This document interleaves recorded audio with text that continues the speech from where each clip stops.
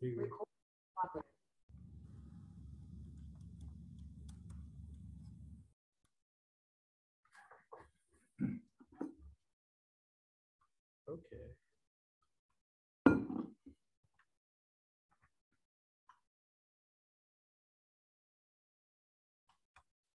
Hi, Art.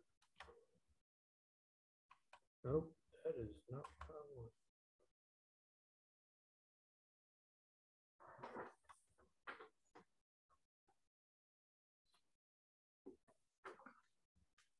Oh, nobody's.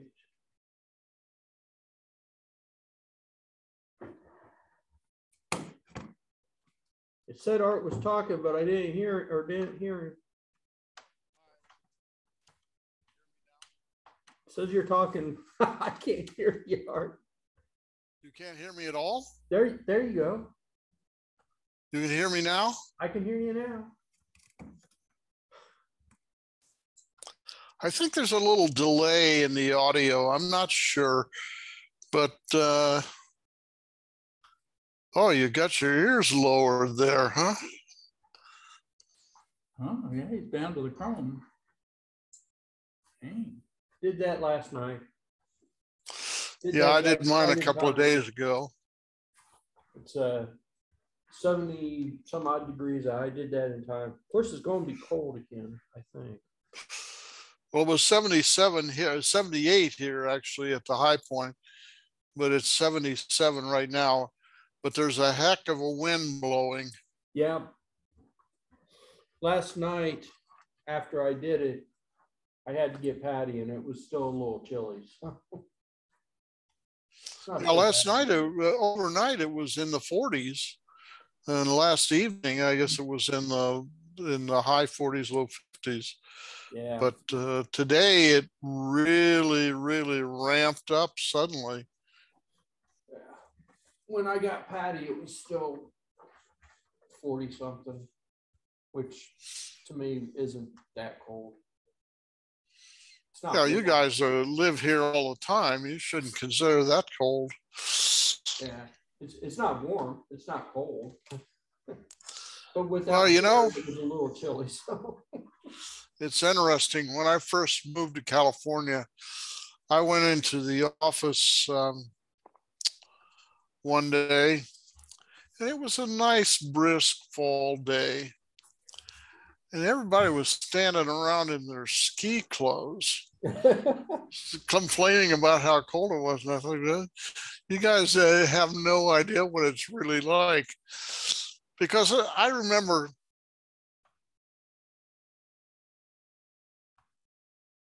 which would get up to 50 in the wintertime, you'd see people wearing Bermuda shorts and t-shirts going across the campus. But it's all a matter of what you're used to. Yeah. A few years ago, my uncle passed away. He was buried in Florida. My cousins and my aunt and everything are from Alabama.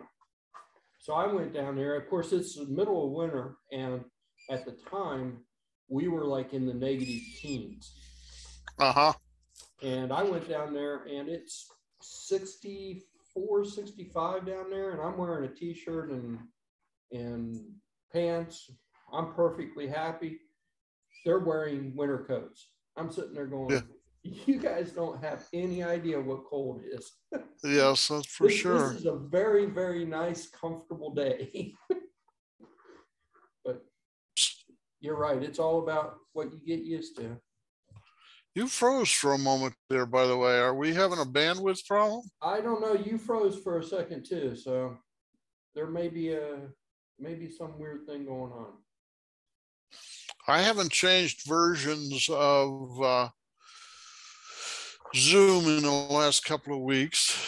I haven't. I think we compared Zoom, and mine was 5.10 and yours was 5.9, something like that. Yeah. There was some issue as to why we would be different since we were both on the most recent. Since we were both up to date. Yeah. Yeah, I think it I think that it has to do with whether you're doing the Debian version or I think they have an Ubuntu version. I'm not sure. They've got Mint and Debian and Fedora and Ubuntu, and they've got a half a dozen different versions. Well, on I installed Debian because I always figure that'll cover the waterfront. And I always sort of assumed they were the same until last week, but well, they're two different size files, I can tell you that. So the files aren't identical. Since I'm on Mint, I just usually click on the Mint version. Again. But you froze again. I don't know. I don't either. Could be the bandwidth at the library there. I don't know.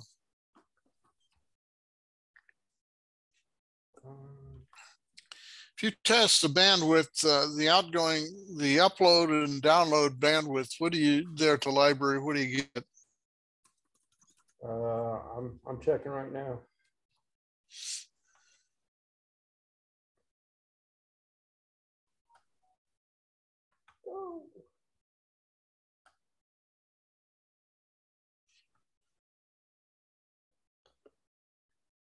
The wind is really howling out there.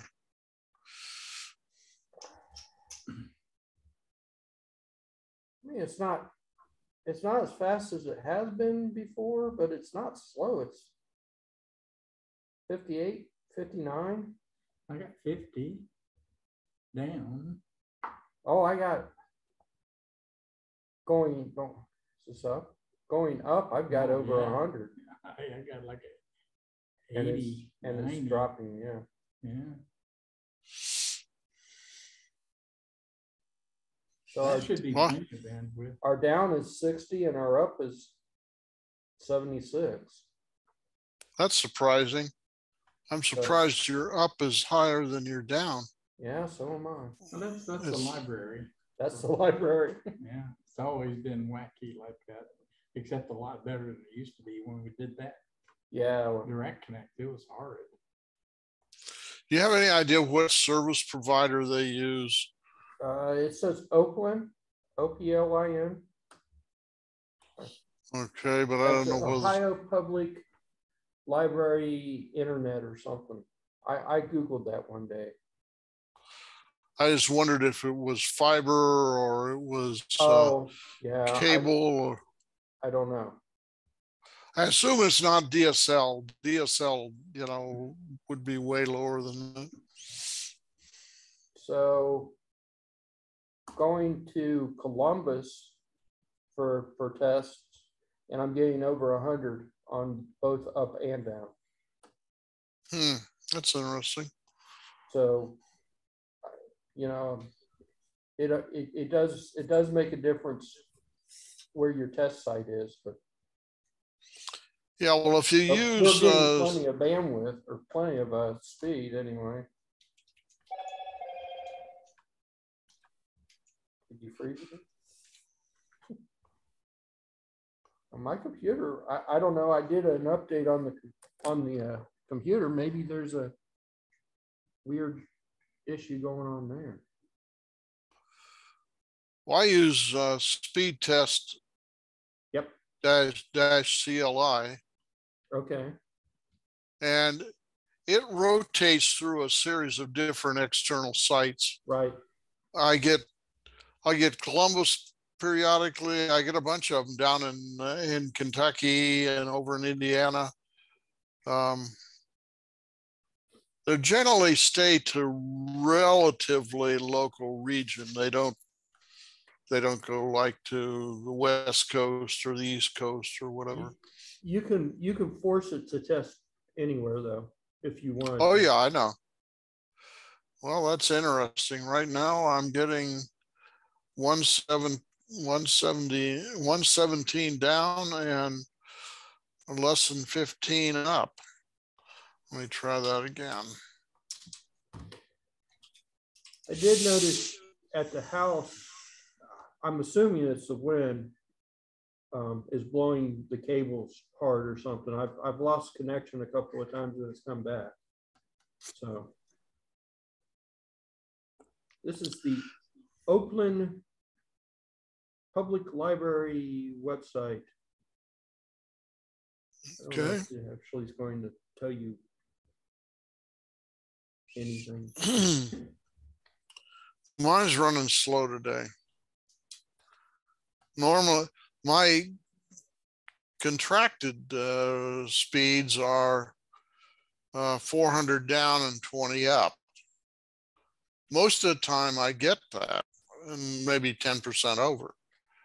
But today it's running just a little over 100 down and any place from 10, well, there's 21 up. So that's interesting. I shouldn't be affected by wind, at least not locally here, because everything's underground. Right. It'd have to be a heck of a wind.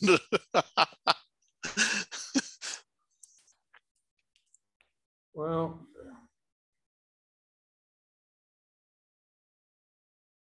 it almost looks like this Oakland thing is their own network. Yeah, but they got to get to the backbone somehow or another. I understand that. I understand that.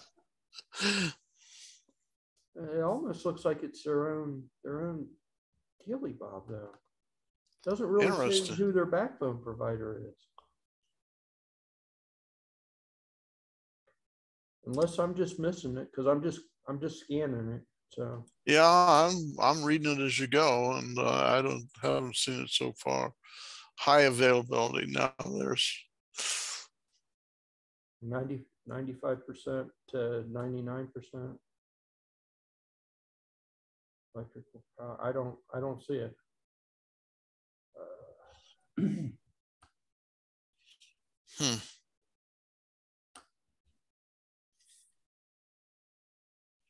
Tell you a lot of stuff, but I don't see what we're looking for. Hey Art, there's another Harry Bosch book out. Oh yeah? It's at the top of the meeting announcement.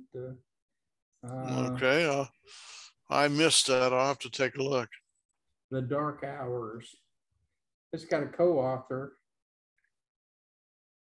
Yeah, he's done that several times recently in the last 3 or 4 years. Renee he must be Ballard, getting. But it was, you couldn't tell. It's pretty much the same book that he's been writing the last few years. It was okay. Yeah. And I read Drive by Corey. Drive is one of those interesting ones. It's a short story. Have you got that on the Wix site there, or the no, it's email? It's in the meeting announcement. Yeah, it's in the email. Okay. It's right beneath the COVID-19 graph. Okay, I will take a look when I'm later on. So I put a link to that website in the chat. Oh.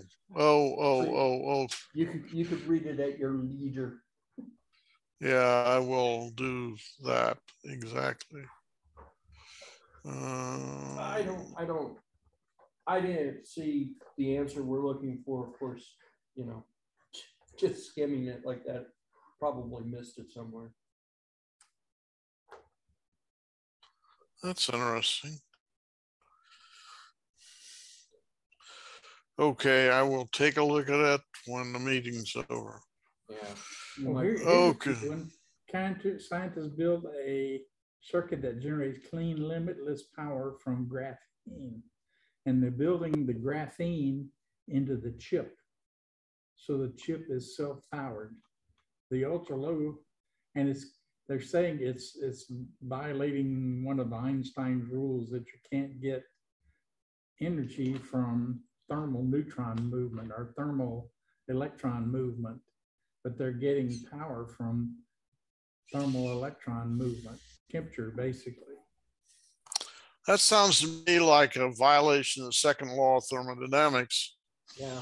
Yeah, they said that's probably the one they're violating. They're trying to violate you. Yeah, I'm always vaguely suspicious of those. I see these things online all the time. I get emails with free energy, do this and cut your power use in This half. is just to power a very low power integrated circuit. Yeah, I understand, but conservation of energy is a fundamental tenet of physics. But if you get a temperature differential, you should be able to get power from that. That you can. That's exactly how a thermocouple works or a thermopile works. But they also had an article on vacuum tubes that nobody ever knew about. There were many vacuum tubes I've never heard of. Oh my God. Yeah. Well, in the early 1900s, shortly after the, I forget what his name was, invented the triode vacuum tube. There were, I'm sorry? DeForest? Oh, yes. Lee DeForest. Oh, yes. Now, there was a guy, very interesting guy, read a biography of him once. Turns out he didn't understand the science of what was going on. He was a tinkerer. Did it work? It worked.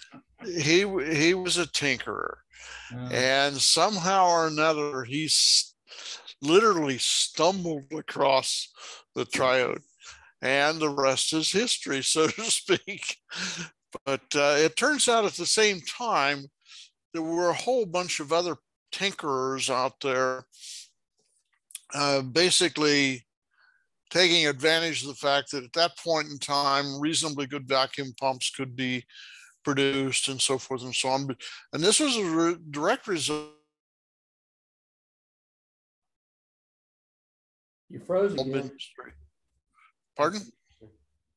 You froze again.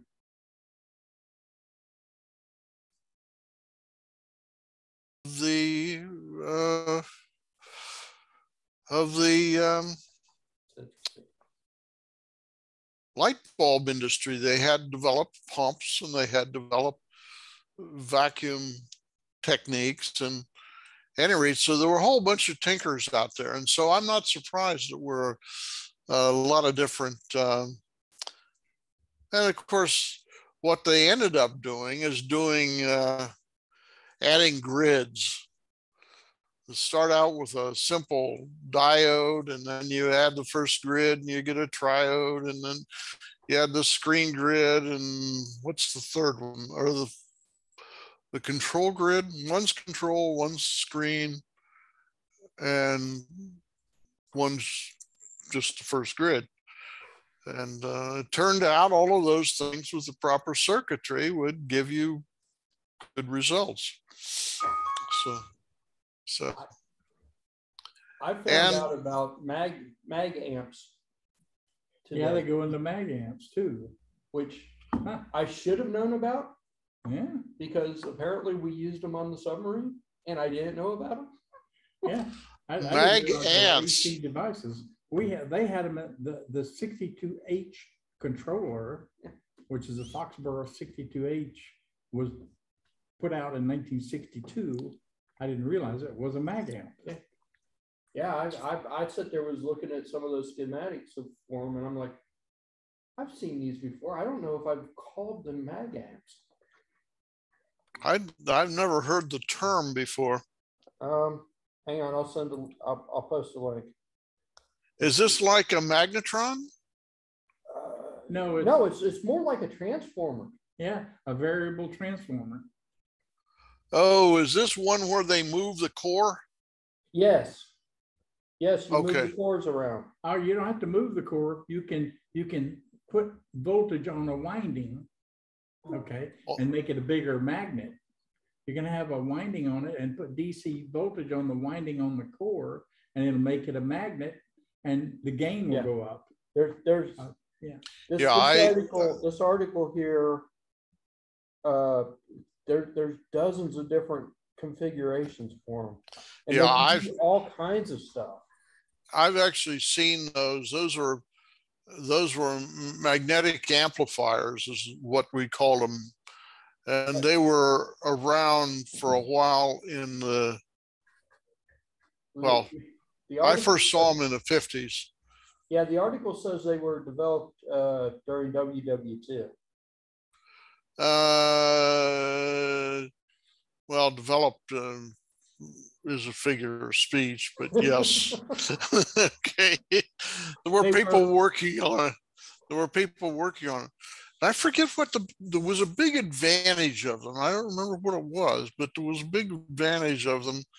Well, but basically you changed the strength of the core magnet, as Jim said, by putting a DC wrap around, DC winding around the core. Yep. And you could, in effect, get gain by doing it. They are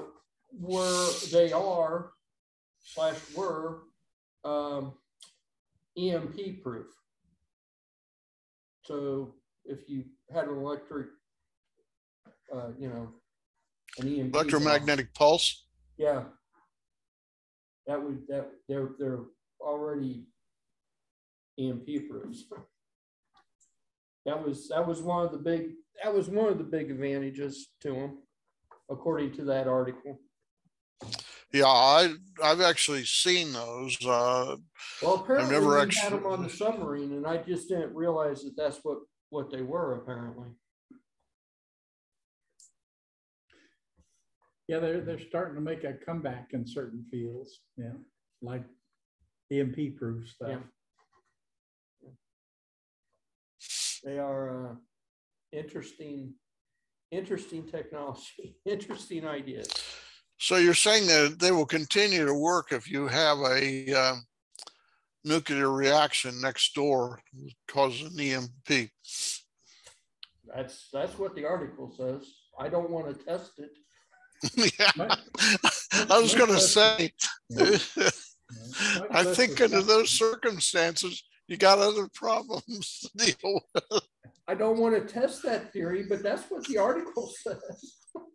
Yeah, I remember that in the late 50s, shortly after I started my amateur radio career, I remember there were a bunch of articles on them, and I don't remember the details, but I remember that business of putting a DC winding on the core, and you could get gain as a result of that. There's a configuration in that article that talks about using them for radio transmitters. So, I mean, there's all kinds of configurations for the stupid things. And when I was looking at them, I'm like, I have seen these. I just don't think I ever called them that. Magnetic amplifier is what we call them. Yeah. Well, they're calling it mag amp, but that's what it is. It's a magnetic amplifier. Yeah, we call them magnetic amplifiers, and that's interesting. Nuts and Bolts is still around. That used to be a free small newspaper that they handed out in all of the electronics stores in the San Francisco Bay Area, Silicon Valley, basically. And you could find all kinds of goodies in there. Yeah. So obviously they've gone online. Yeah. I don't know if I know a few years ago, I actually subscribed and got them delivered to the house. So I guess, do they still do a paper edition? I don't know. That's a pretty expensive thing to do these days. Yeah, it wasn't bad. I bought it. They had a booth at one of the hamventions or hamfests, and it was like $30 or something. And I think I got 12 magazines out of the deal. Plus, I got a free online to their sister Servo magazine. I don't think Servo came in the mail. I think Servo was strictly online. Strictly online. I think I had the choice of either getting Servo delivered and doing nuts and bolts online, or having nuts and bolts delivered and having Servo online. I think it was an either or kind of deal. But let's see here. What did they say? LGQ. Doesn't look like, oh, that's a CD-ROM.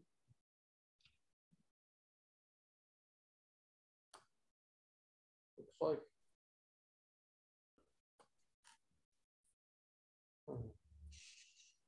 doesn't say. It's getting warmer here. I'm gonna have to switch from heating to air conditioning.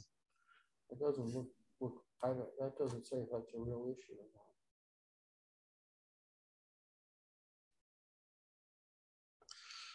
or not. Well, their store has back issues, but it doesn't say if it's a physical thing or if it's a.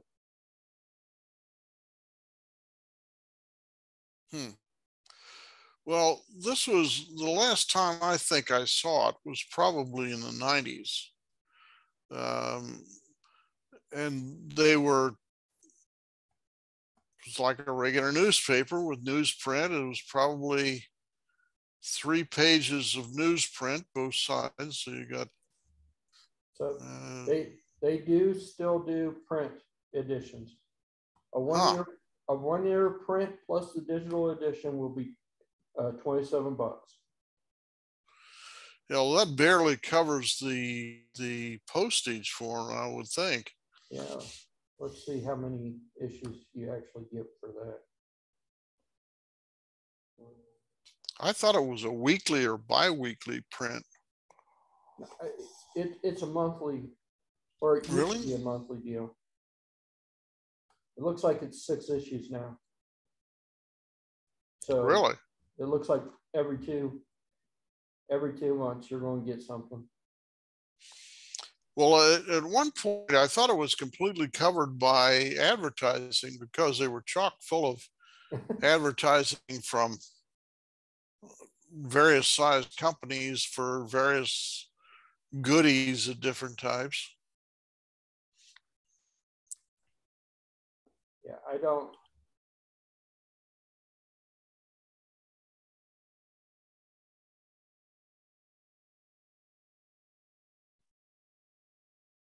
Six bi-monthly print magazines.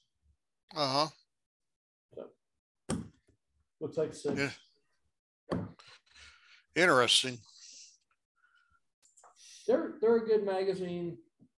I haven't subscribed to them in, I know it's been probably 6 or 7 years anyway, because I can find stuff online. That's been my, you Google search something and you can find articles and stuff on how to build stuff. You don't really need nuts and bolts anymore. Well, or you go to YouTube on some subject, and there's always somebody out there who's building something like what you are looking for. It's nice that they're still around, but I'm surprised that they can keep afloat. But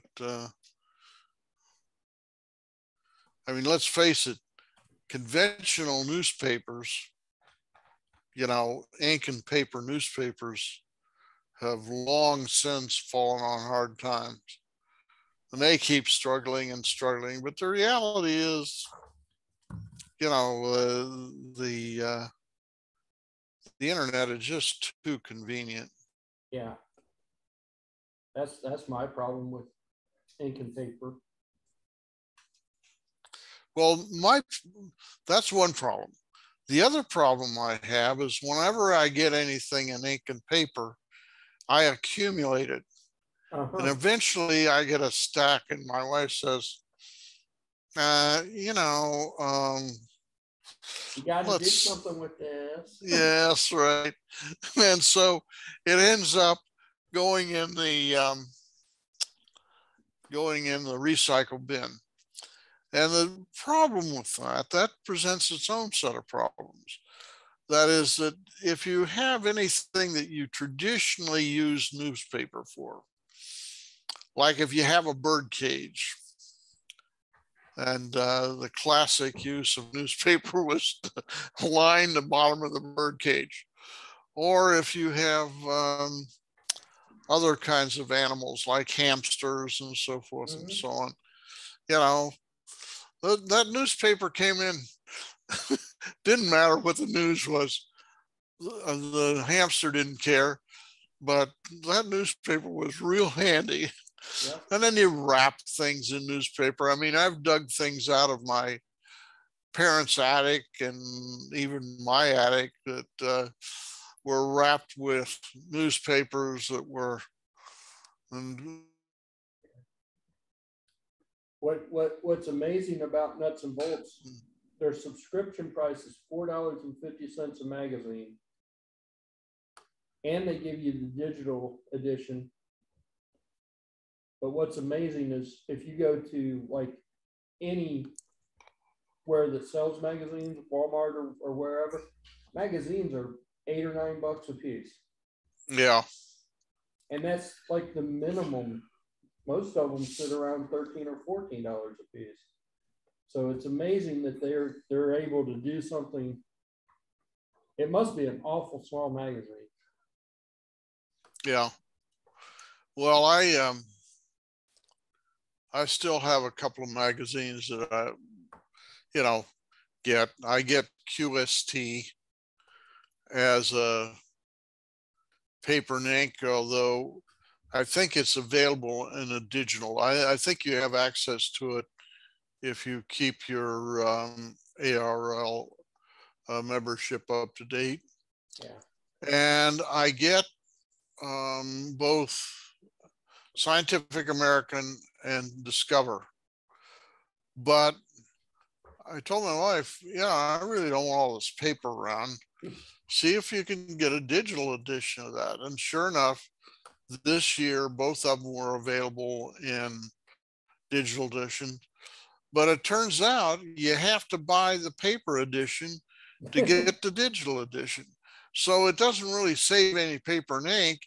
It just means that it's available in a digital format. So it seems obvious to me that they ought to ditch the paper edition. And the only thing a paper edition is useful for is to lay on your coffee table in your living room. And I frankly don't need that decoration. I just leave. Every now and then you'll find something that's in the print edition that's actually useful. But Nuts and Bolts, 1 year online edition only. I don't know if you've got access to it after the year, but it's $20.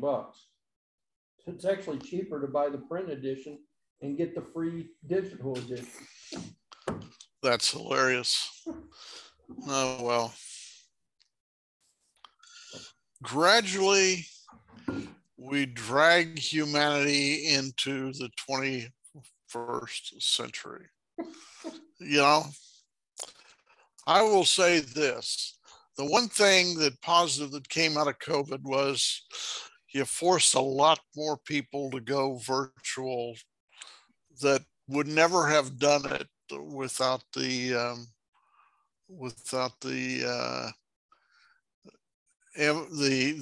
pandemic, so to speak. I know this. I know when we went virtual at school, we in 1 week did a crash training session for all the faculty who were not, well, they were computer literate. They knew how to push icons around, but they really weren't comfortable with computers, and tried to train them up. Well, a lot of smart people, but just not computer comfortable. Yeah. And there was a huge amount of complaining that this was impossible and blah, blah, blah, and how were they going to teach this stuff and so forth. And eventually, we just closed down campus. Nobody was allowed on campus.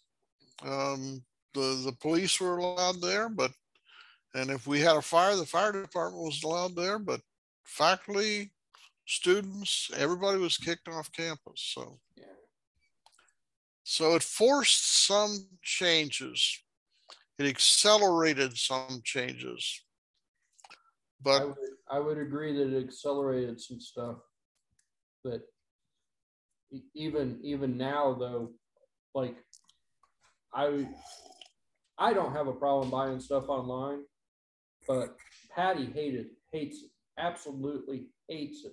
So she goes, even though we can buy stuff online, she would much rather go to the store to do it.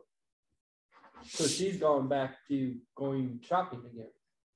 So, well, it's interesting. Barbara loves the business of curbside pickup, where she orders the whole thing online. The only thing she complains about is that sometimes with some of the grocery stores, they're not very good about when they're out of stock or they have to do a substitution. Right. And obviously with some things it's easier than others. If you're talking about canned goods or something like that, it's one thing, dry goods. But produce, there's an issue. There's always a quality issue there. And that's the one thing that Patty absolutely will not, even during, of course, she was working at Kroger and Kroger's was open, but even during the lockdowns and everything, we would go grocery shopping. Patty absolutely would not. I can't say that I blame her because, like you said, there's a certain issue with substitutions and quality, and you pick your own food out. But she absolutely won't even consider shopping online for groceries. She will consider shopping online for other stuff, but not groceries. It's interesting. Not to, we like Myers or Meyer better than Kroger, because Meyer has their act together a little bit better on the website. I don't know if obviously none of these stores develop their own websites. They all. You froze again. Better quality control, and their staff, at least here in Milford, is pretty good at picking out good quality produce. Occasionally we get things that are not quite up to snuff, but frankly, when you pick it out yourself, occasionally you get things which are not quite up to snuff. It's like picking out watermelons. Everybody has their own theory for how to get a ripe watermelon. Okay. My dad swore that he could wrap it and listen very carefully and pick out. Yep. And but everybody has their own theory of how to pick out good produce. And if you get practiced at it, you get it right maybe 90% of the time, and 10% of the time you take what you get. And that's true whether somebody else is picking it or whether you're picking it. In my opinion, Patty, I think a lot of it has to do with the fact that she works there anyway. So I think I froze. Did you froze? You froze. You froze too. So we froze at the same time. That's interesting. Anyway, Patty, I think it's because she works there. She sees how it's actually done that she doesn't like how it's done. And she doesn't have a problem with the people per se. I mean, you know, it's just she doesn't like they run around through there and they just whatever's on the shelf goes in the cart. Yeah. Well, I think there are probably variations in how careful people are and so forth and so on. And that's true in any endeavor. Yeah. But Barbara really loves it. She loves to pull up in there, calling them on the phone or texting them or whatever, saying, I'm in slot 5. Yeah. Blah, blah, blah. I'm so-and-so. And they come out and she pops the rear door of the van and they set it in there and the van door here, didn't they? Yeah, I think they used to. We can request them. Yeah. Oh, really? The Nuts and Bolts may have been in Middletown. You mean the actual publishing house? The magazine at the library. The library has dozens. I thought you were saying that the publishing house was in Middletown. During the bulk of the lockdowns, Domino's Pizza was doing car delivery. You know, they would bring your pizza to your. I think they still are, but that was the only way you could get your pizza for a while because they weren't even delivering. So I actually kind of enjoyed that. I just drive up there and say I'm here, and they bring out my pizza. Yeah. Okay, I don't have to do any work other than drive up there. Well, it's a convenient way to do things.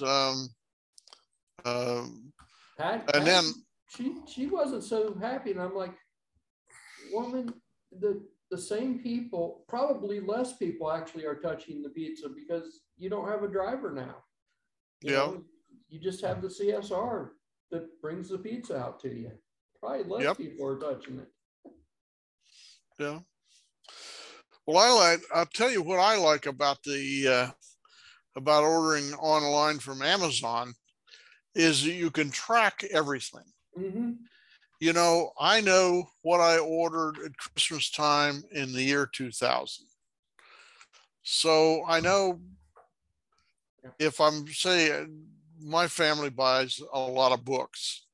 Now they're all ebooks, but nonetheless, over the years bought a lot of books. And my nightmare was always, did I buy that for my daughter last year or for her birthday or whatever? And I go look on Amazon and see if I've ever purchased it before. And based on the date, I can tell whether it was somebody's birthday or Christmas time or whatever. And I think that's great. And the other thing you can do is, you know, I remember I got some product, but I don't remember the name of it. So I go hunt for it. I go search for it. It's great. And the other thing is they have everything cataloged. So if it exists in the Amazon catalog, I figure it's a real product.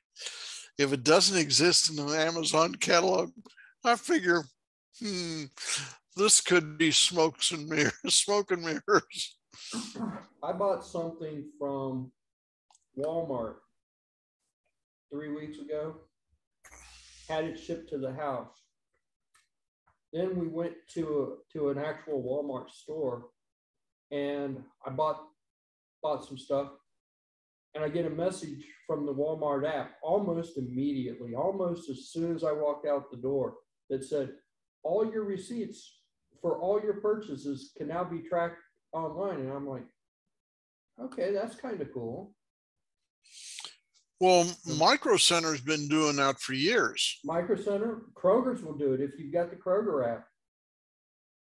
Oh, really? Kroger app and the card that they give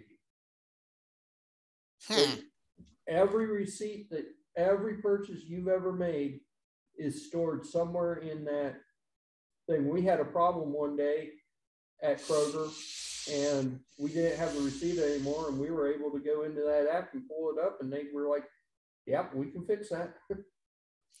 Well, now, do you have to use their charge card or just their membership card? Just their membership card. So you can use your own charge card. Yeah, I used my own credit card. See, I don't think Walmart will be able to track if you use cash, but if you're using the same credit card you've got on file with them, they can put it in your thing. Huh. So I was like, that's kind of cool. I mean, the junk I buy locally, I don't really care. You know, I could just take that back. It's the stuff online that I might have a problem with, but yeah. AliExpress, me and Jim were talking about them. I can go clear back to the very first day that I ever bought anything with them, and that was 15 years ago. I mean, now this is Kroger or this is Walmart?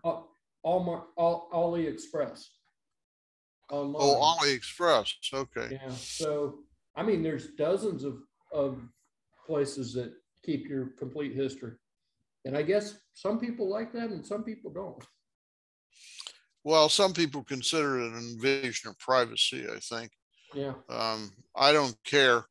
If somebody knows what I buy in my groceries, I'm not buying anything illegal. So I don't particularly care about the online purchases that I make, or the Kroger purchases, because I know that it's linked to that card. But the Walmart thing kind of freaked me out a little bit. You know, when I used the credit card and it said, all your purchases are now online. I'm like, okay, that's a little. I don't know. So this was you must have had to register the credit card with Walmart then. Well, I have had a Walmart account for a long time. I've never actually bought anything and had it delivered. I've bought stuff and picked it up at the store before, but I've never actually bought anything and had it delivered. So when I had it delivered, I had to put a credit card in. Oh, okay. So yes, they stored my credit card and they linked it to, you know, when I use that credit card, it just, the thing that got me was just how fast it happened. I mean, I was still standing at the store when I got the email that said that I could get all the purchases online now. Like, oh, okay. I guess that's all right. I don't so much mind them tracking what I buy online. What I buy at the store, I mean, I buy Hot Wheel cars and I buy candy for the grandbaby. So they're going to get a weird picture of my life if they look.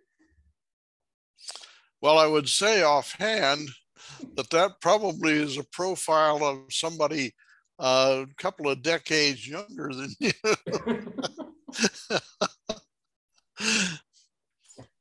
So are they a big vendor for car models?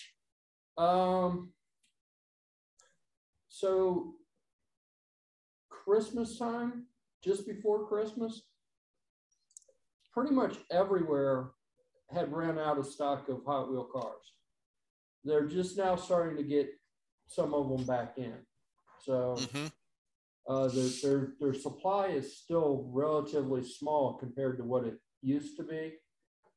They used to have a lot of models like glue type models or plastic models that you put together. They used to have a lot of that stuff, but I haven't seen any of that stuff in a while either. So, was this specific to one store, or does it vary from store? No, most of the Walmarts carry the same thing. At least they're over in their toy aisle. They carry a lot of the same stuff. But like the Hot Wheel problem from Christmas on, they were just really hard to find anywhere. I mean, Kroger was out of them, Target was out of them, Walmart, Myers, they were all out of them. Every place I looked was out of Hot Wheel cars. So, it's just a supply issue. Once the supplies start flowing again like they should, it should fix itself. But people are buying them, so they can't keep them on the shelves. So they need to actually overstock. But so now, is this primarily a trucking problem or something else? Well, most of the Hot Wheel cars are either made in Taiwan, Malaysia, or China. So that's an overseas shipping problem then. So I can only imagine that they're sitting in a port somewhere on a boat that's been in port for the past year and not unloaded. Okay. Like I said, Target has started to get some. Myers is still out, mostly out, and Walmart is starting to get a few. So the shipping bottleneck is starting to well, that whole thing, slowly.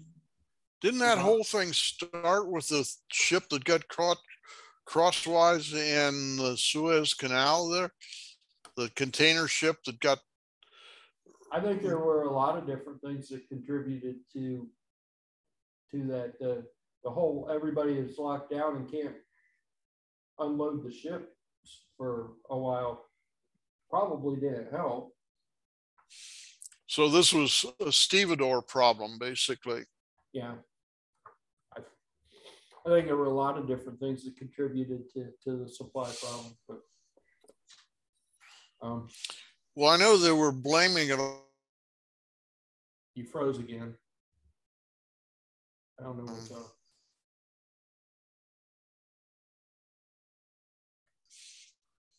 I think you're not frozen. I don't know. I'm not frozen. I'm not frozen. You froze for a second. You said they were blaming it and then it froze. Oh, blaming it on the blockage in the Suez Canal. Yeah, the Suez Canal, the Suez Canal. that canal there, yes. Yeah. Oh, I know that did not help the problem, but I think there were a lot of different things that went into. I remember. You remember? What's his name?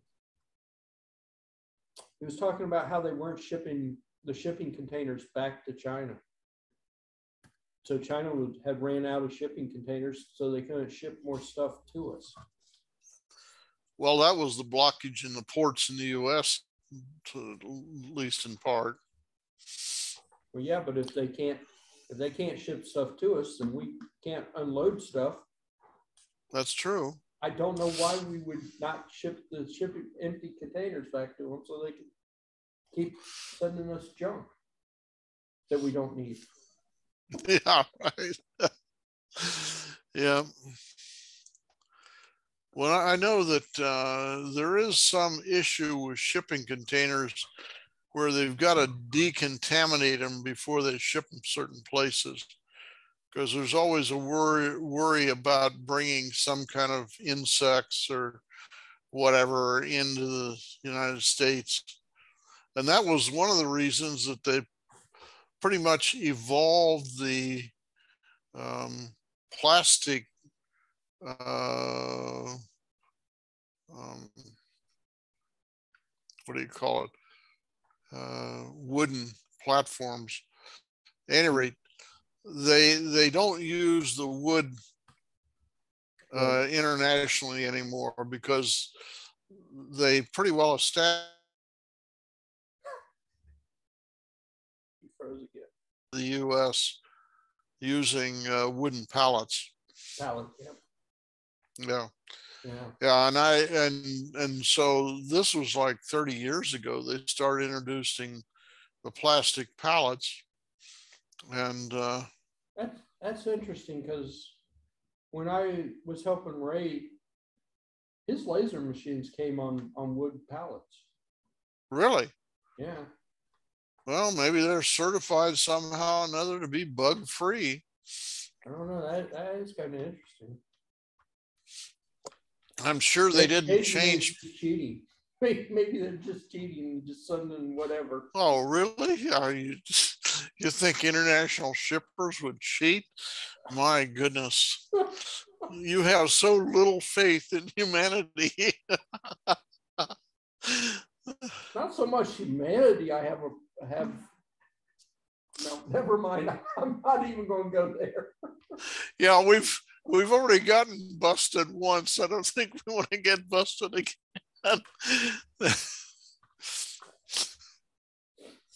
No,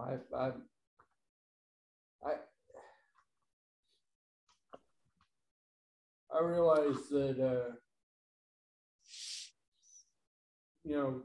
I had ordered stuff off of Kickstarter, and the Kickstarter people, they kept saying, it's here, it's here, it's here. And everybody kept going, where? Now it turns out it was sitting on a shipping container out there in San Diego somewhere, or somewhere in California where the shipping containers go. Huh. And, they finally got that unloaded, and about 3 weeks later, everybody got their product that had been sitting there over a year on a shipping container. Well, the big one is Oakland, in the Bay Area. The big one's Oakland. Somewhere out there, because that was another one of those. Once it got off of the shipping container and they scanned everything, you could see where it was, and it. Yeah. Once it got to the warehouse, to the distribution warehouse, it moved relatively quickly from California to wherever it was going. So I don't think the supply issue is like with truckers or anything. I think the supply issue is sitting there at the ports. Well, I thought there was a problem also with truckers once stuff got into the U.S. that there were just not enough to haul the stuff across country and so forth. There may be some of that going on too, but relatively speaking, getting the item from California to my house in Franklin, took a week and a half. Mm-hmm. That's relatively quickly, considering where it was coming from. Mm-hmm. And I don't think it flew. I think it was put on like a UPS truck. Yeah. Well, UPS and FedEx and even USPS and DHL do a lot of surface deliveries. Mm-hmm. I think, if I'm not badly mistaken, I'm thinking with anything that contains lithium ion battery now has to go surface. I know that when we flew out here this last time, that the agent at the counter gave us the third degree about did we have any lithium ion batteries in anything that was in our check-in luggage. They weren't concerned about what our carry-on was. If you had a carry-on laptop or cell phone or whatever, wasn't a problem. But they really wanted to know if you had anything in your luggage.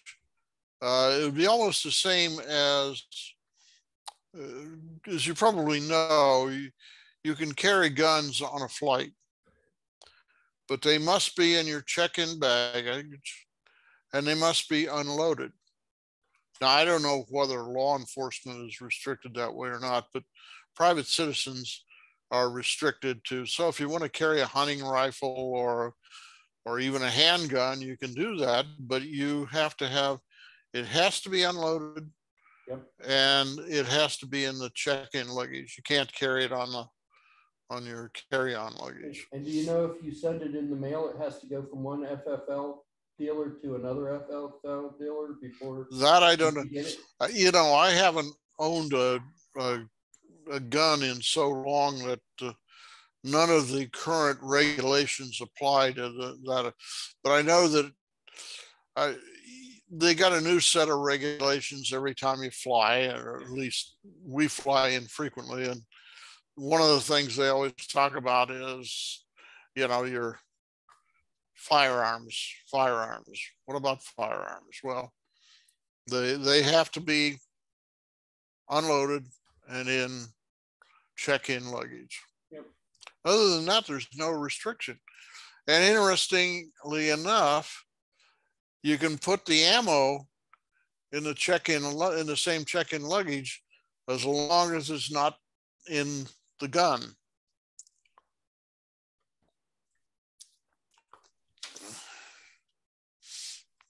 So, and I guess this is probably important to people who are hunters and so forth and so on.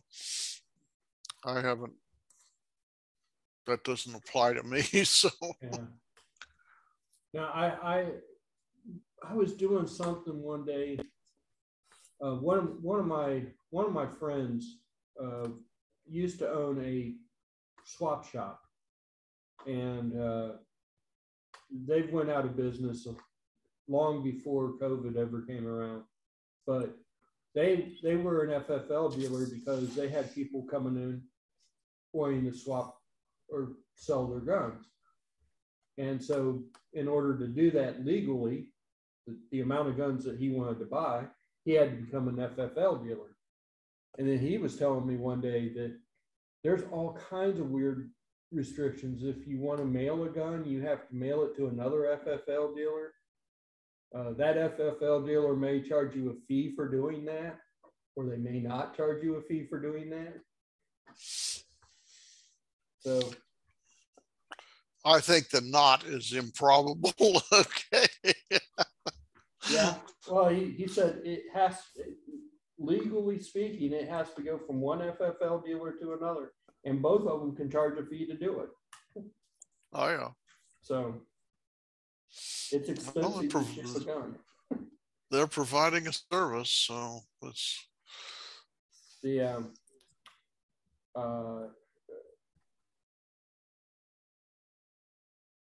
it doesn't surprise me. There's laws like that about carrying handguns and shotguns in your car. Certain states, like when I lived in Georgia, you were allowed to carry your handgun with you, but it had to be in a locked case and unloaded. And it had to be in the trunk. I never understood, if it's in a locked case and unloaded, why does it have to be in the trunk of my car? But well, that was what their law was, so that's what everybody did.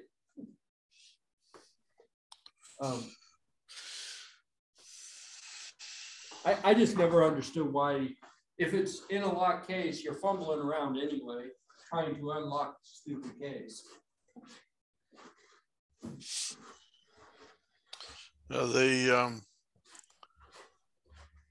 California, all of the police cars have the shotgun sitting.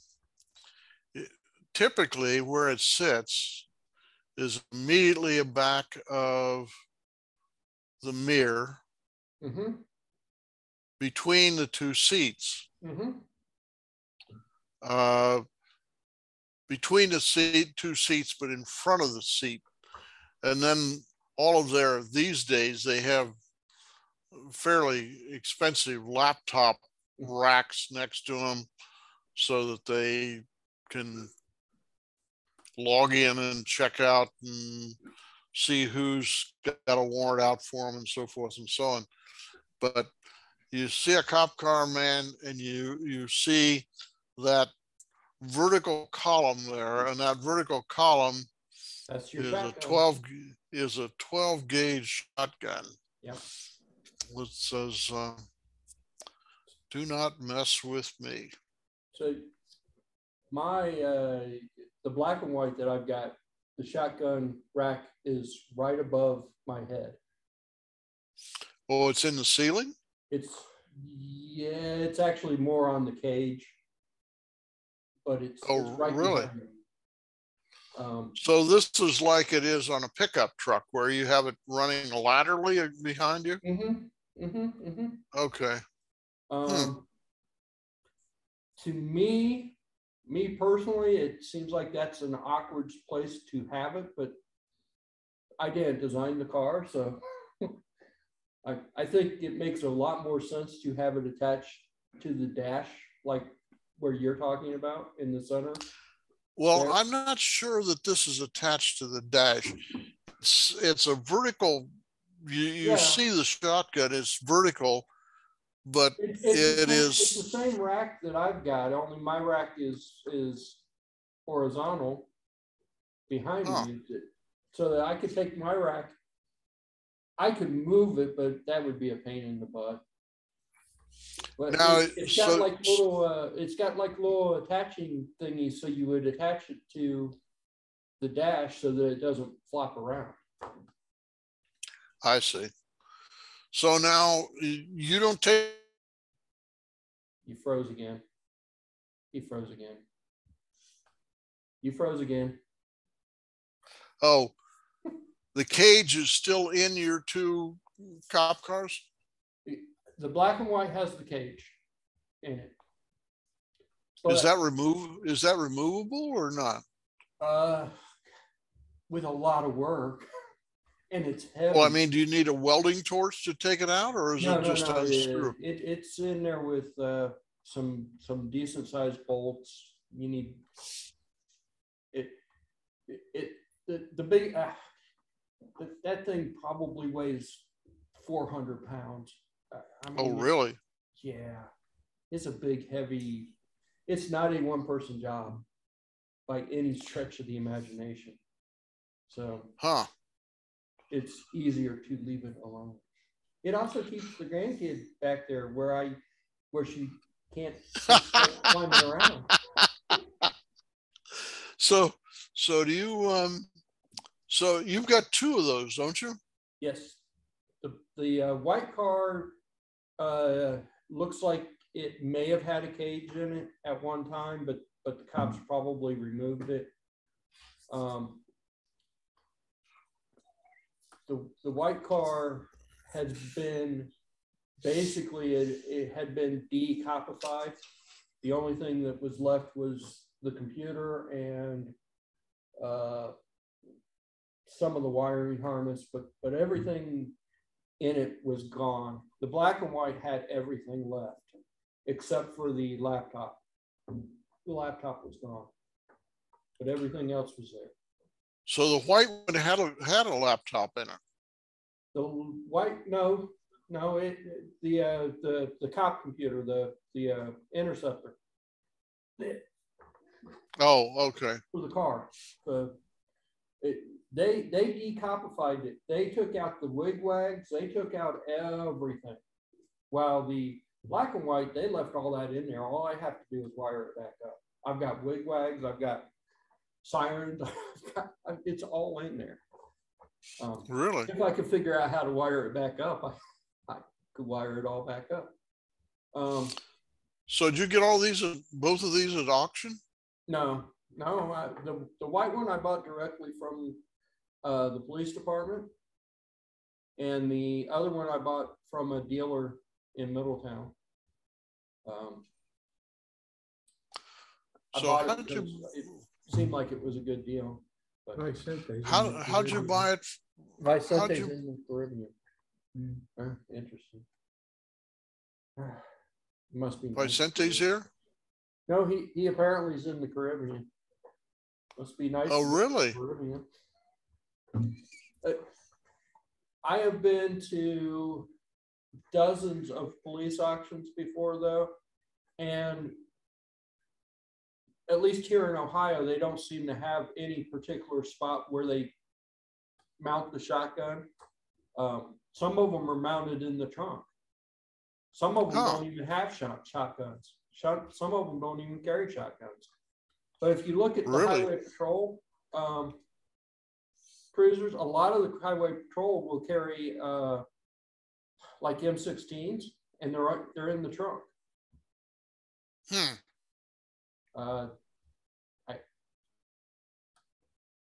I don't really know why they're in the trunk, but they're in the trunk. I guess when you've got a military weapon, you don't need everybody seeing that on your dash. Well, that's probably true. Yeah. The cops have enough PR problems without looking like they're mounting a about to storm the Bastille or whatever. The black and white has a place for stop sticks. They took the stop sticks out, but it's in the trunk. They're one of the departments. Of course, this was a long time ago, so they used VHS tapes to record the dash cameras, and the dash cameras were in a locked vault in the trunk that had a sliding out tray. You could slide the tray out, and that's where the shotguns were. So it was a big, huge gun vault that was in the trunk that also had the recording equipment and the radio equipment and everything else. It was above the shotguns, and it was all locked. You needed a key to get into it, but you have the key, and it just was on a tray, and it just pulled out, and there were 2 shotguns in it.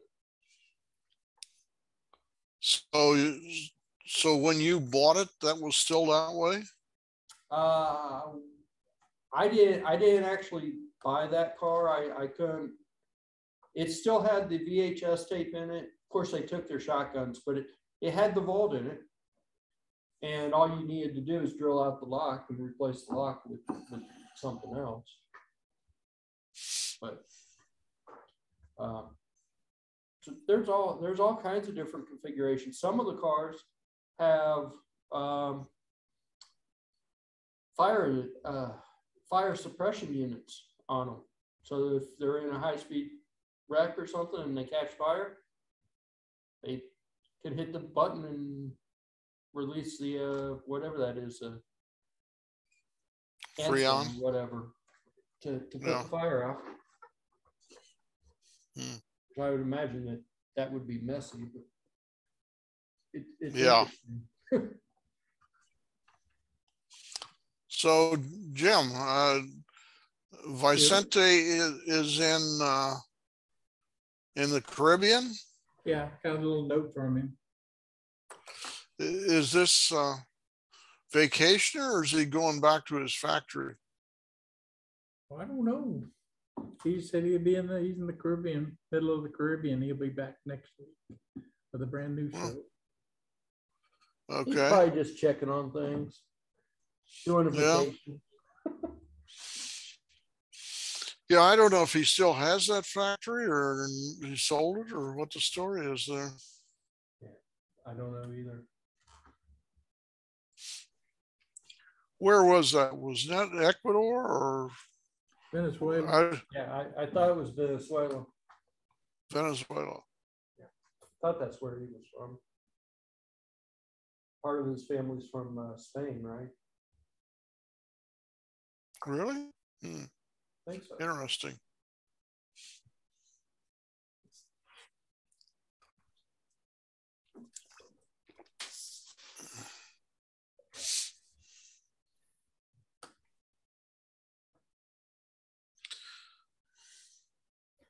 Yeah.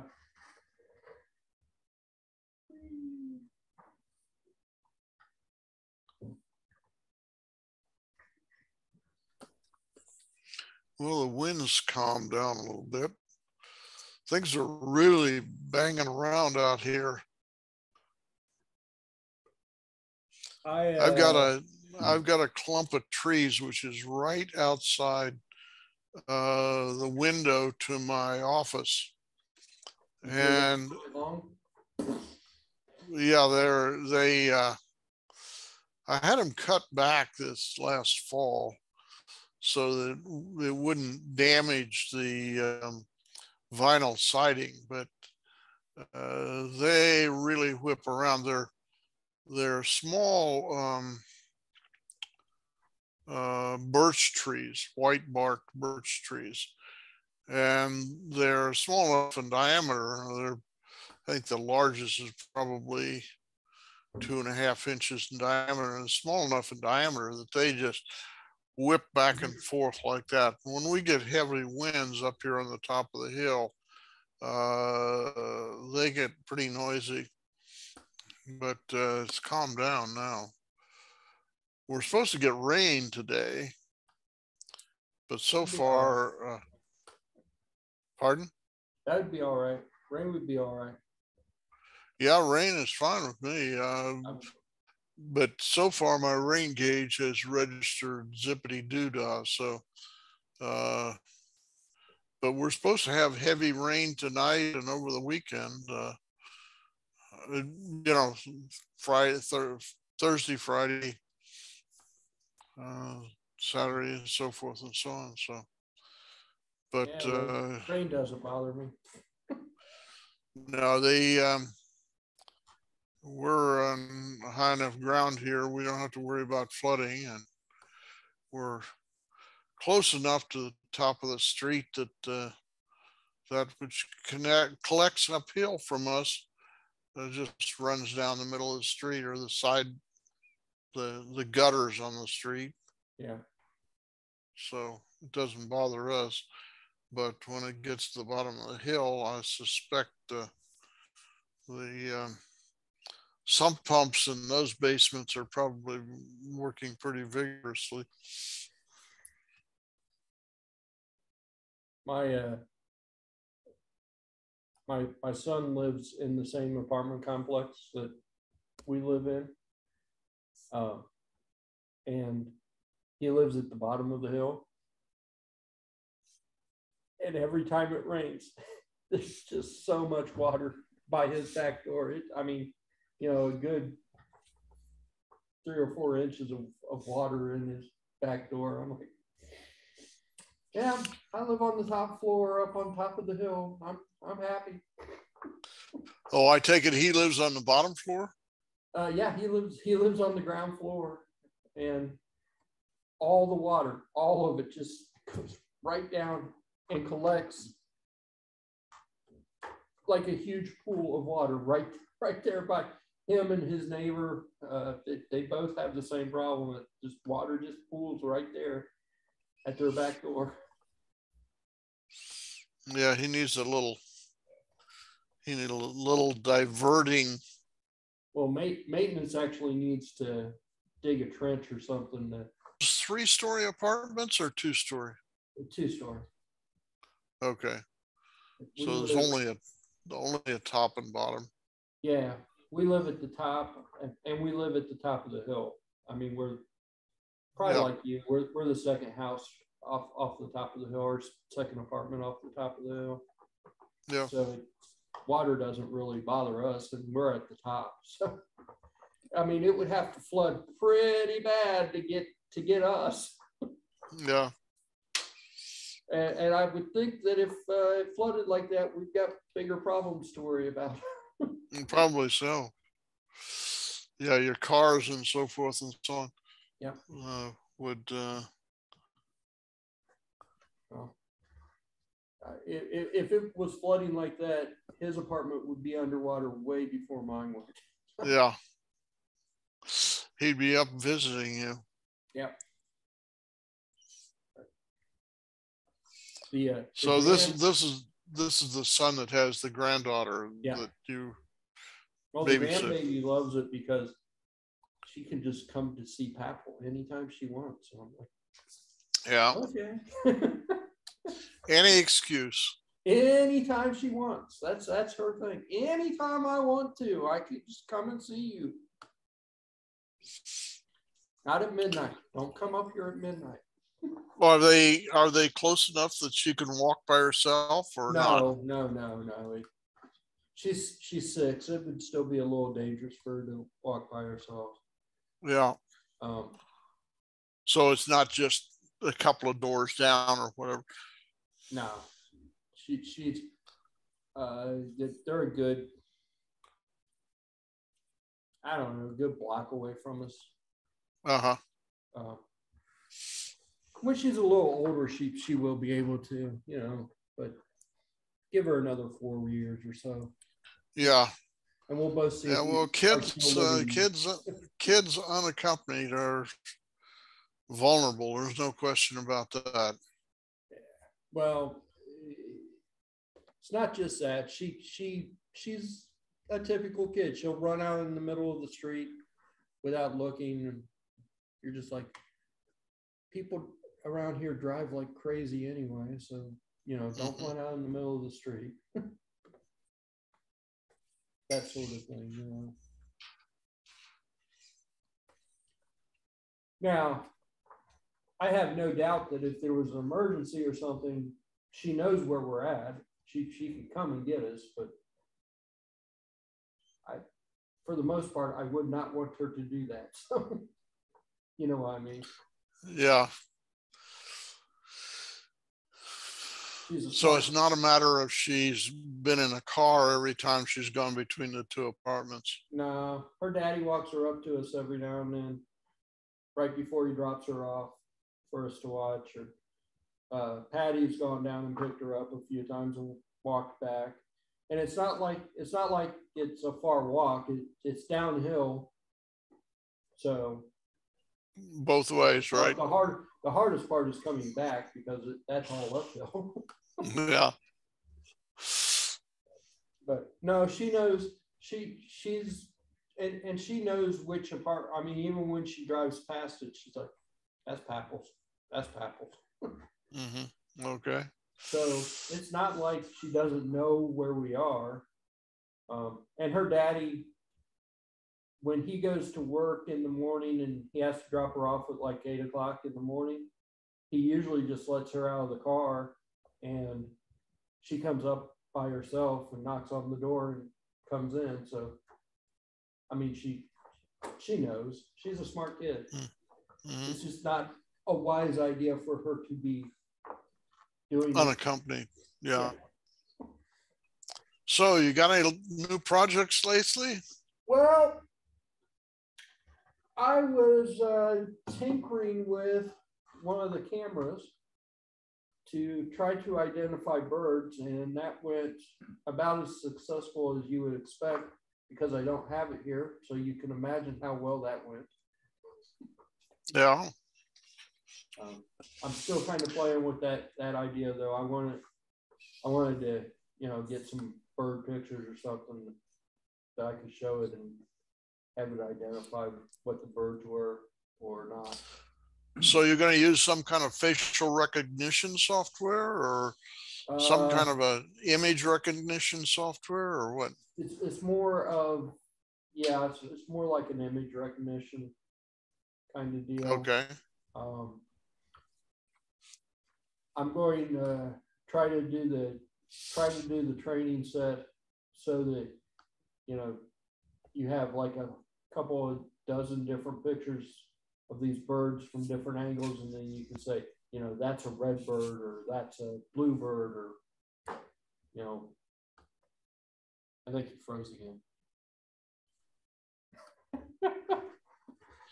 But or an eagle or something, The more What training about pictures I could get of it, you know, the more pictures I could show, you know, with the wingspans out or whatever, the better the training data would be to actually make it recognize these birds. So. What about that image search software, Google software that Jim was talking about? It's a picture Jim? matching software. It's in the Windows PCs. If you use Photos, Google Photos, you can do, or you can right click it and do a edge search, and it'll allow you to select the item out of the picture to search the internet for it. By the way, I see Wise cameras have made it to the top 5 outdoor cameras.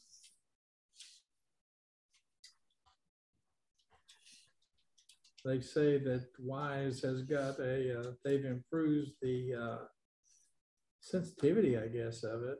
Let's see. That's it right there, I think. Dun, dun, dun. Which is this? Is this a V2 or V3, or is this their outdoor camera?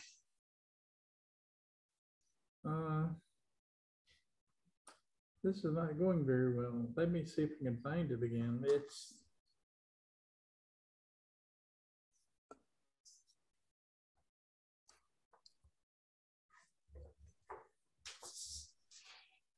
It was on Chem Commando, I guess it was. Let's see. Description.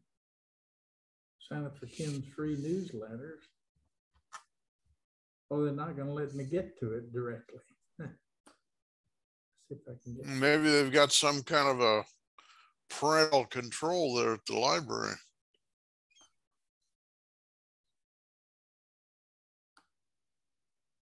Okay, I had the picture up and I scrolled to the, well, we'll just try to bring it up like this. And then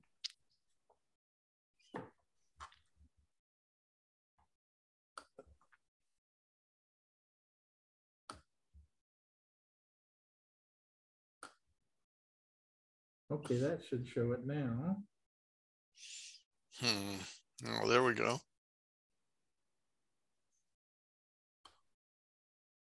That's one of the Wise cameras?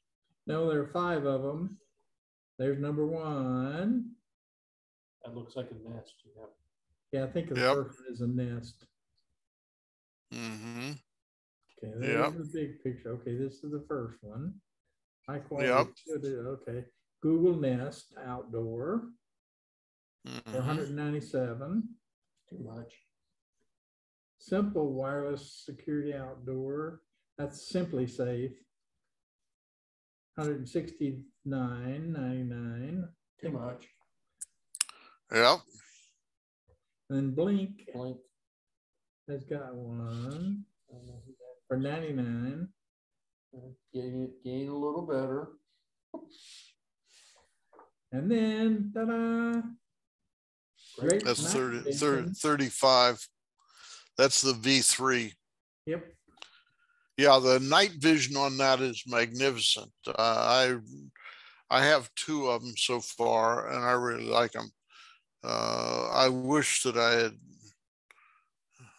36 bucks. Yeah, 36 bucks. That's about right. They vary a little bit.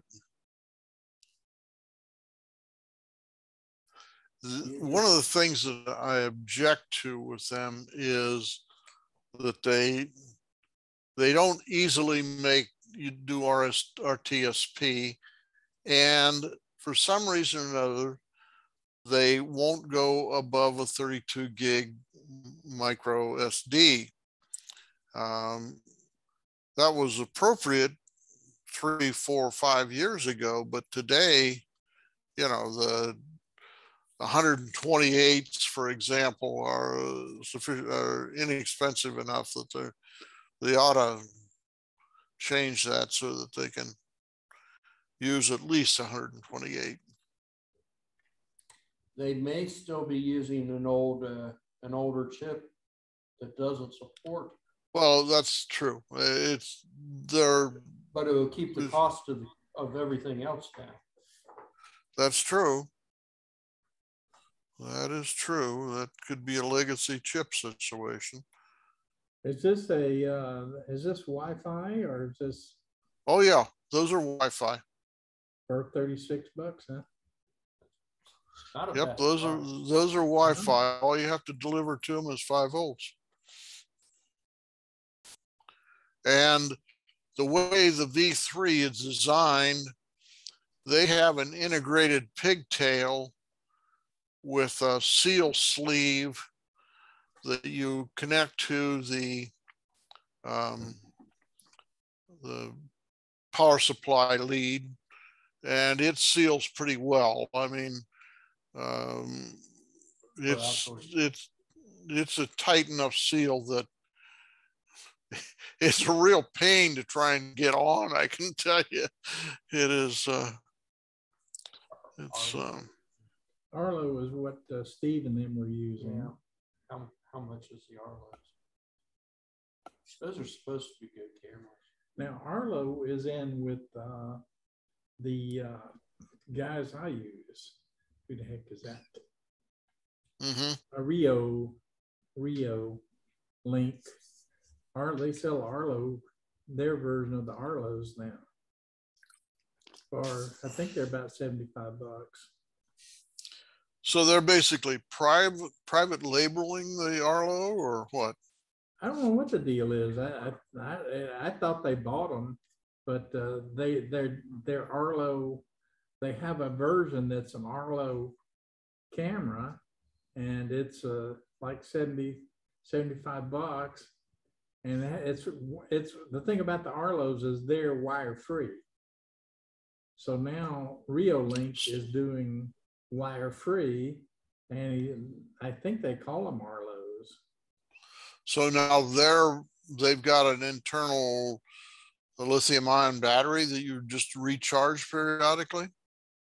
Yeah, and they also have the option with the solar cells. Oh, really? That's cool. Yeah. So the solar cell then charges a lithium-ion battery, and the lithium-ion battery runs the camera. Right.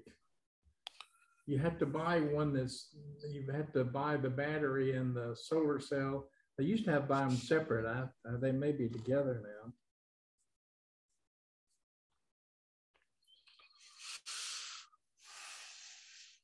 Do you know what the resolution of that is? Is it 1080p or what?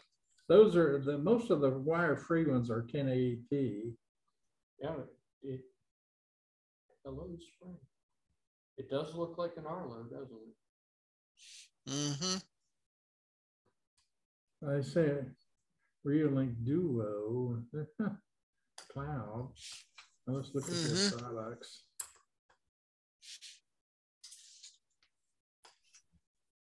They've also got 4K cameras. Battery powered.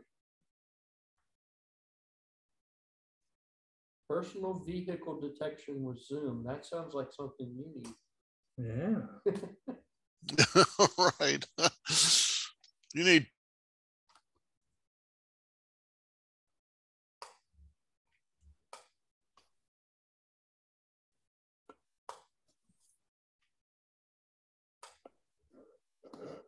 Those do kind of look like Arlo cameras, though, don't they? Yep. Well, the Arlos really look a lot. They're a different body style.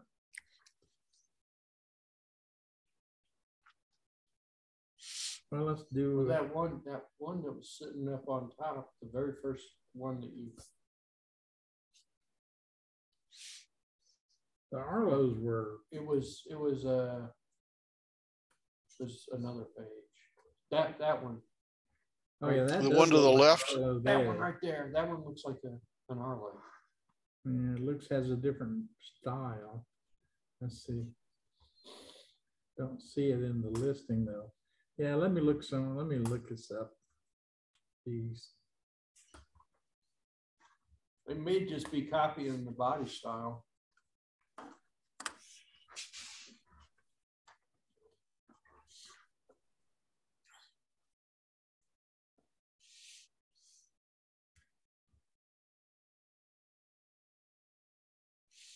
Huh. Reelink versus Arlo. Looks like they're competing. That's interesting. They're probably trying to copy the body style, trying to copy. Oh, look, is Reelink and Arlo and Reelink the same?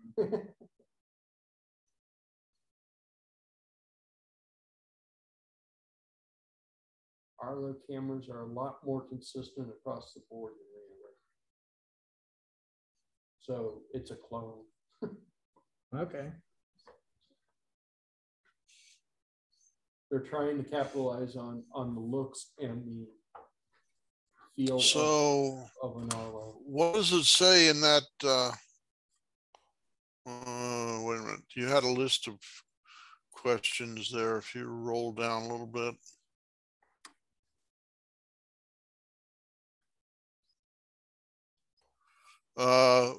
Who is Reelink owned by? I don't know. There. It's the fourth question down, third question. Third question down. Yeah, there you go. Szechuan, yeah, that's a district in China who made they made the other cameras that I used to use. The Reelinks are, yeah, I've had real good luck with the Reelinks. They're fine. So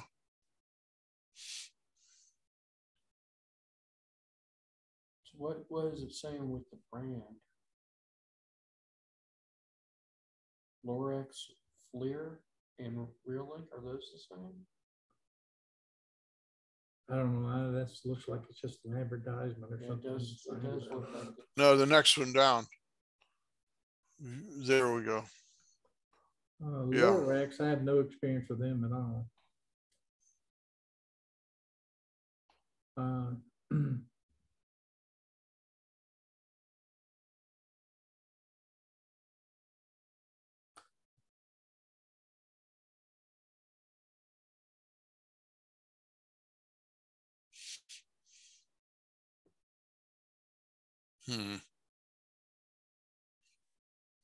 Yeah, I've got the RC410. I've got one of those that's been in service for about a year and a half, 2 years, giving good service. It's a PoE. So what does it say? So you got a cable to that. Yeah. Reelink is popular. Lorex was founded. Okay. Rebranded. Reelink is not a rebranded. What's that federal government ban thing? Therefore, they are not subject to. Not subject to the federal ban. They're not rebranded. Reelink is not rebranded. Hikvision or Daha have been banned. It's not rebanded. It's not one of those.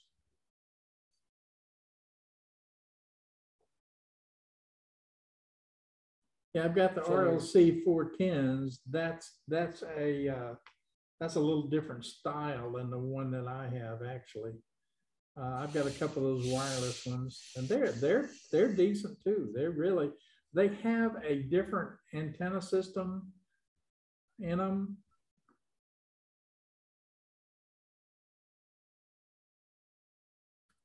So yeah. We can look around at those if you want to, but you can look around. They're the Reelinks. They're selling the knockoffs. Oh yeah.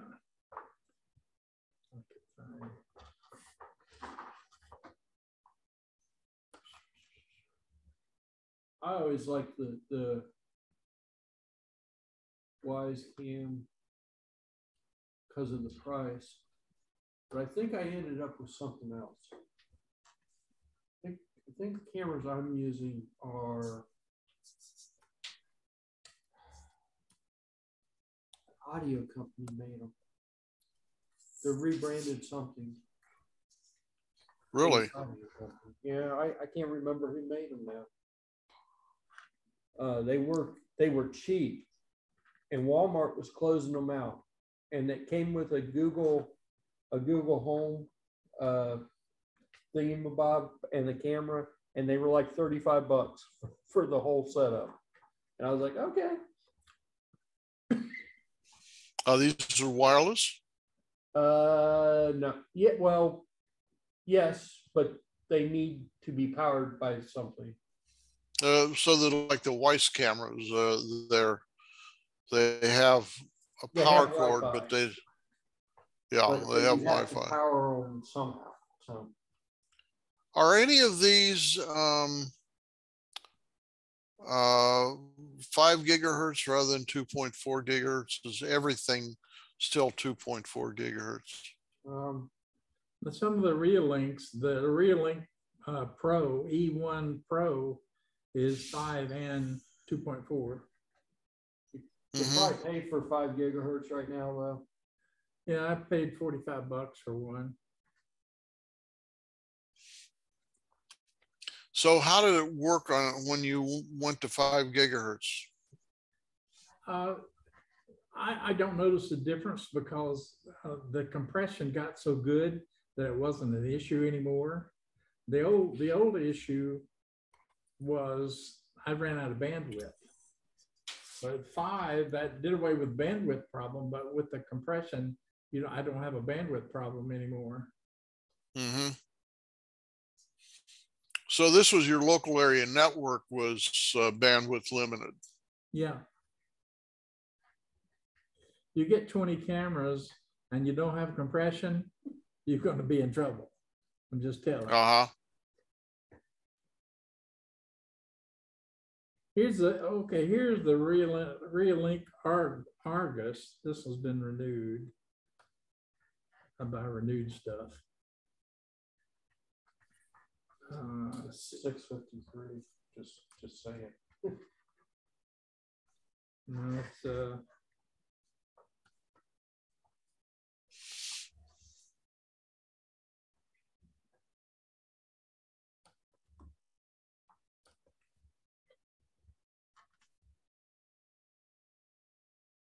okay.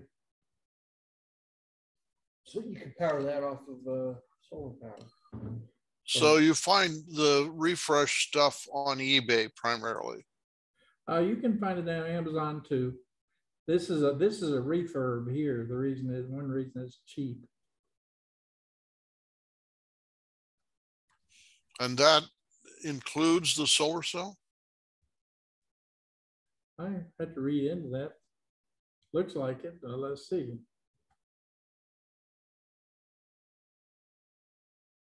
Oh, look at these. Huh. If it's, is it meant just to charge the battery, or will it also actually power the? Well, you power the camera. The camera is powered from the battery. Yeah. All the solar cell does is keep the battery charged. Okay. These things are not owned continuously. So they just go on when there's motion, or what? Right. Or you can go force them on, but you don't leave them on all the time. That's what the Argus thing is all about. They don't leave it on all the time. It operates off the battery for like 6 months. Okay. So it does operate off the power. No, it's really operating off the battery. You charge the battery up. Uh-huh. And if it goes into a deep sleep mode, that makes sense. Or if it goes into a sleep mode, that makes sense. And that one supports up to 64 gigabit micro SD. That's interesting. Still only 2.4 gigahertz. Yeah. I find with these Reolink versions, if this is like the other ones, they have a special antenna system that adjusts itself, and it really does help. Interesting. Okay,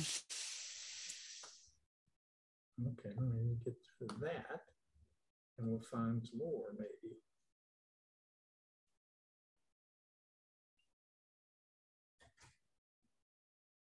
Now there's the Relink Argus 3 Pro. Okay. And solar panel. Okay, there's a refurb. Brand new night vision with the battery plus solar. Okay, that comes $76 bucks. That's a new one.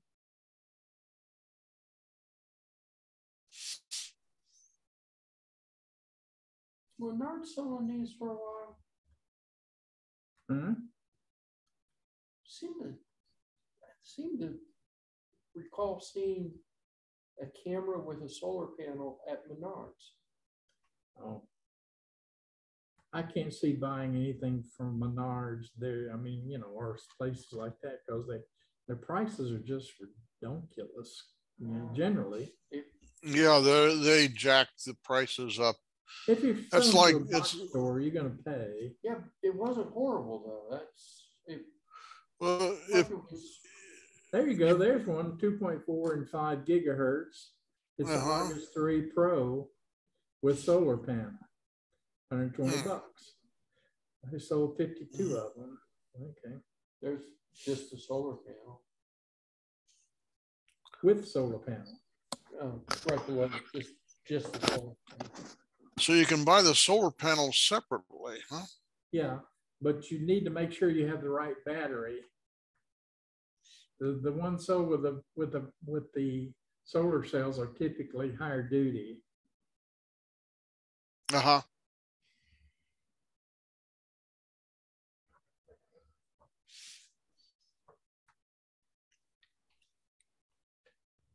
What I saw at Menards probably was not a name brand. It probably was something else because it seemed like it was reasonably priced.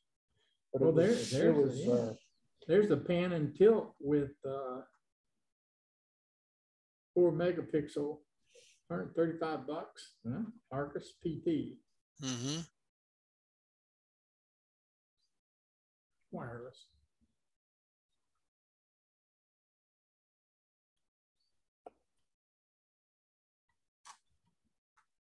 So they have them out there. Yep. Yeah, I'm thinking about putting one out in the woods. One of those would be great out in the woods.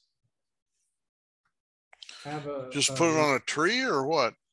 Yeah. I thought you had one out there because I thought you had some pictures of the deer sniffing around it. Oh, those are trail cams. Oh, okay. All right. But those aren't wireless? No, you pick them up and download them. They do have wireless trail cams now, but then you gotta buy a SIM card for them. Okay, so your trail cams basically just record on a micro SD, and then you pop that out and see what's about 6 months. There we go. Are those motion activated also? Yep. So the pictures you had of the deer nosing around them and licking them and so forth, those are trail cams. Okay. Yep. Yep. So is most of your land wooded, or is it just a small portion is wooded? It's about 5 acres, and maybe about an acre is house and grass.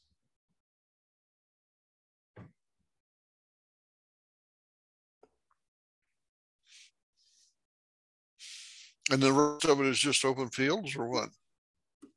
It's woods. Oh, okay.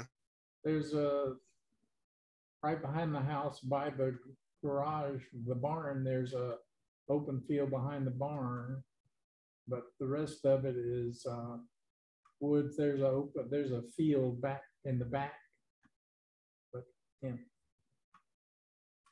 that's what I saw. Okay. oh, okay. $142, which Yeah. I mean, yeah, you could get them cheaper online, but Oh, okay. but that wasn't to me. That didn't seem like an unreasonable price for that. But that's a. So you saw this in the flesh? Yeah. The Menard. I go to Menards. I haven't been to Menards over a year, but I used to go to Menards all the time. I checked the reviews on it in the past.